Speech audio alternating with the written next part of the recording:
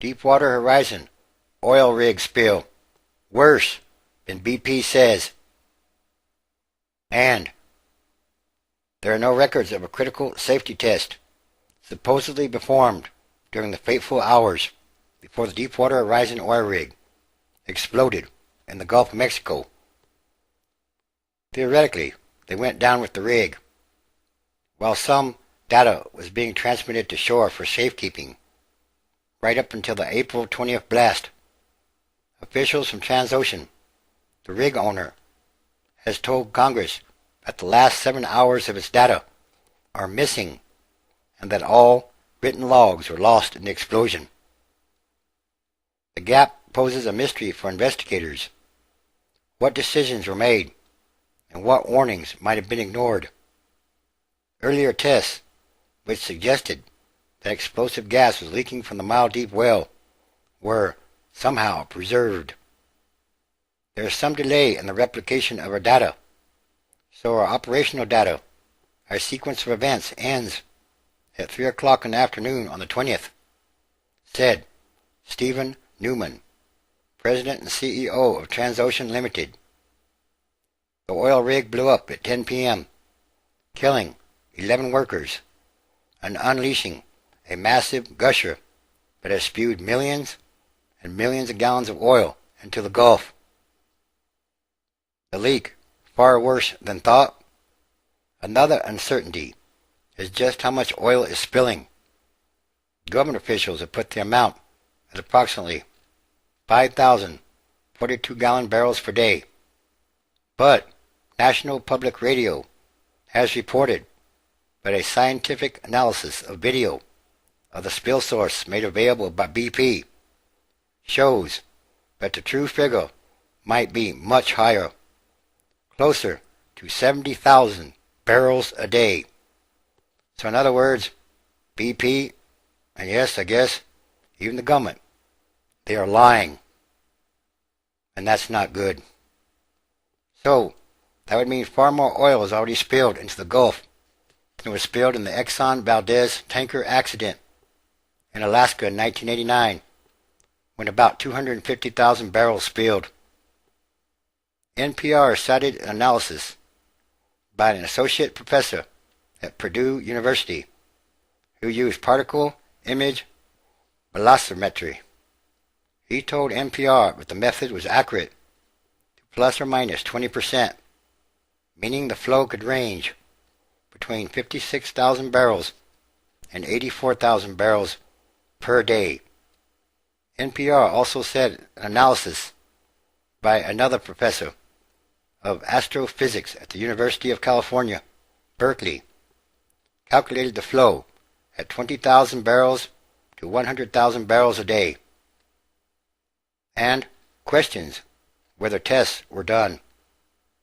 About the safety test, Houston attorney Tony Busby, who represents several rig workers involved in the accident, questioned whether it was even performed at all. I can just tell you that the Halliburton hands were scratching their heads, said Busby, whose clients include one of the Halliburton crew members responsible for cementing the well to prepare for moving the drilling rig to another site. Busby said that when Halliburton showed BP, PLC, and Transocean officials the results of the pressure tests that suggested gas was leaking, the rig workers were put on standby. BP is the rig operator and leaseholder. Busby said one of his clients told him the Transocean and BP company people got their heads together and 40 minutes later gave the green light. The attorney said the Halliburton crew members were not shown any new test results. They said they did their own tests and they came out okay, he said, but with the invisible or phantom test that Transocean and BP allegedly did, there was no real record or real-time recording of that test. Busby suggested that BP and Transocean had monetary reasons for ignoring the earlier tests. So in other words, yes, it's about a lot of money. The facts are as they are, he said. The rig is costing $500,000 a day, so there are bonuses for finishing early. In other words, they were being careless in order to save money. None of the three companies would comment Thursday on whether any data or test results were purposely not sent to shore, or on exactly who made the final decision to continue the operations that day. This should be a criminal matter in some kind of way.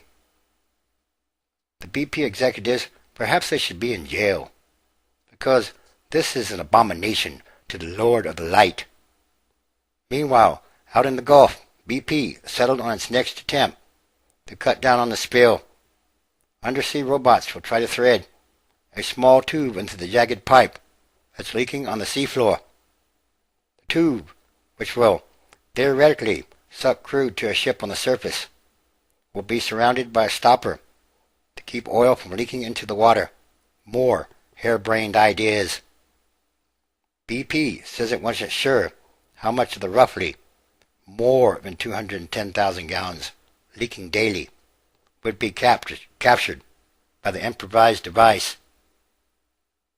If that doesn't work, they say they might try to plug the leak with golf balls and used tires and other debris, a so-called junk shot. But they might want to be careful, because it could make the leak even worse. Details of a likely blowout scenario emerged this week for the first time from congressional and administrative hearings. They suggest there are both crew mistakes and equipment breakdowns at key points the day of the explosion. Rigs like Deepwater Horizon keep a daily drilling report. It is the version of that report given to Congress that cuts off at 3 p.m. The log confirms that 3 pressure tests conducted from the morning to the early afternoon of April 20th indicated unseen underground leakage into the well, but there is no mention of a 4th test that BP and Transocean say was conducted, but they say indicated it was safe to proceed. So again, in other words, BP and Transocean, they are lying. They're lying about the whole thing. They're covering it up, or trying to make it look better than it really is.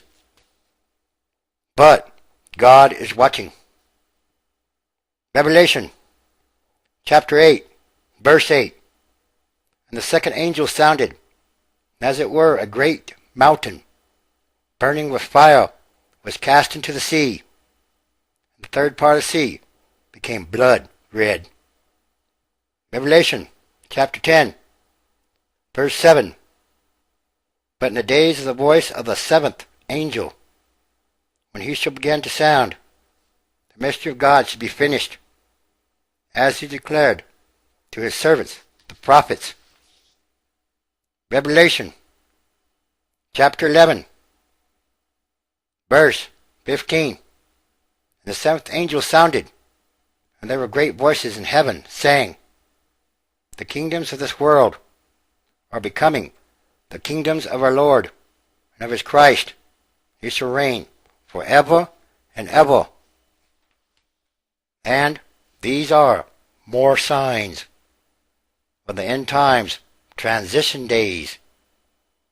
Transition is a continuing process, and there are many different types of signs happening daily all around the world.